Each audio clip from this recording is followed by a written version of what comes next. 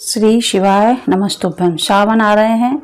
12 मास बहुत लोग नहीं जाते हैं जल चढ़ाने, लेकिन सावन में सभी भक्त, सभी हमारे भाई बहन माताएं सभी ज़्यादातर जल चढ़ाने जाते हैं।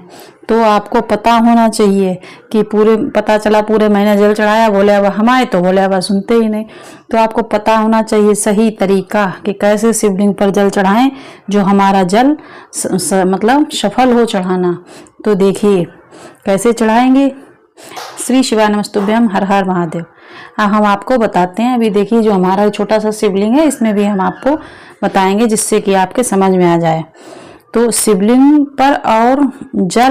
पर जल चढ़ाना और बेलपत्र चढ़ाना जरूर चढ़ाना। इसका व्रत नियम होता है कि शंकर जी पर शिवलिंग पर जब जल कहाँ चढ़ाया जाता है, सबसे पहला जल अगर शंकर जी को चढ़ाने जा रहे हो तो शंकर जी के चरण हैं, जहाँ तक पानी नीचे गिरता है उसके सीधे वाले भाग में, ये जो दिख रहा है आपको, पर अपने हाथ का सीधा भाग बहुत ऊंचा है, वहां पर जहां लेफ्ट वाल, जहां जल चढ़ाते जहां शंकर भगवान तक शिवलिंग रखा हुआ है। 30 मतलब एक पहले लेफ्ट राइट दोनों तरफ जल चढ़ाना है। आपको दिखा रहे हैं वीडियो में, चढ़ाना चाहिए। तीसरे नंबर का जहां पर शिवलिंग रखा है, ये कटी भाग, इस पे आपको जल चढ़ाना चाहिए। चौथे नंबर का जल भगवान शंकर के शिवलिंग पर चढ़ाना चाहिए। 5वें नंबर का जल ऊपर अगर जलाधारी लगी हुई हो तो उसमें चढ़ा दें। जिनमें जलाधारी नहीं है तो भगवान शंकर का जहां नंदी बैठा है, नंदी का एक पांव ऊंचा रहता है, उसके पास में जल चढ़ाना चाहिए। ये आपको इसमें हम दिखा रहे हैं।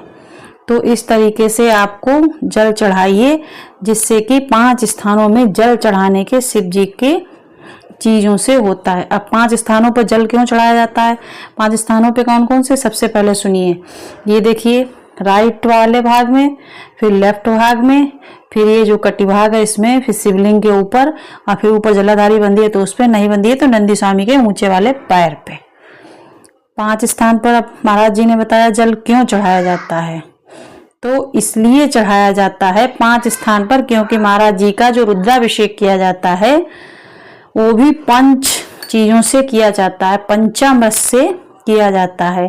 पंचामृत में क्या क्या होता है, दही, शहद, चीनी, दूध, गंगा जल। तो इन 5 चीजों से भगवान का रुद्राभिषेक किया जाता है। अब आप ये समझिए कि किस चीज को चढ़ाने से क्या होता है। तो सुनिए, इन 5 चीजों को चढ़ाने से क्या फल हमें मिलता है। दूध चढ़ाने से घर में संतान की वृद्धि होती है। क्या चढ़ाने से, दूध चढ़ाने से घर में संतान की वृद्धि होती है। दही चढ़ाने से भगवान शिव के अगर शिवलिंग पर हम दही चढ़ाते हैं उससे परिवार में प्रेम बढ़ता है। क्या बढ़ता है, प्रेम। फिर भी चढ़ाने से घर से रोग दूर होता है। चीनी चढ़ाने से घर में से रोग दूर होता है। शहद चढ़ाने से, भगवान शंकर पर जो शहद चढ़ाया जाता है वह चढ़ाने से घर में संपदा की वृद्धि होती है। और 5वें नंबर पर भगवान खुश होकर खाना गर्भ जानते होंगे, शक्कर आदित्य पिसी हुई चढ़ाने से शिव जी को हमारे घर के बच्चे जिद्दी नहीं होते हैं। क्यों करते हैं, जो बच्चा उत्पात करता हो, जो बच्चा जिद्दी रहता हो, तो क्यों कहते हैं कि उद्देश्य हर भगवान महादेव का नाम लो और उसके हाथ में एक शक्कर की कटोरी देकर शंकर जी पर चढ़ा दो। बच्चा कभी बहुत उत्पात नहीं करेगा। और ज्योतिषर महादेव का नाम लिखना सोमवार की अष्टमी के दिन चढ़ाया जाता है। शक्कर का जो वो है वो ज्योतिषर महादेव का नाम लेकर सोमवार की अष्टमी के दिन चढ़ाया जाता है। जो तुम कर सकते हो चाहिए। अब तो ईश्वर का नाम लेकर कैसा करते हो, बच्चा बार बार बीमार पड़ रहा हो, बार बार सर्दी हो रही हो, बार बार बीमार पड़ रहा हो, मतलब उसकी नब्ज नहीं बहुत अच्छे से नहीं चल रही हो, बार बार हॉस्पिटल लेकर भागना पड़ा हो।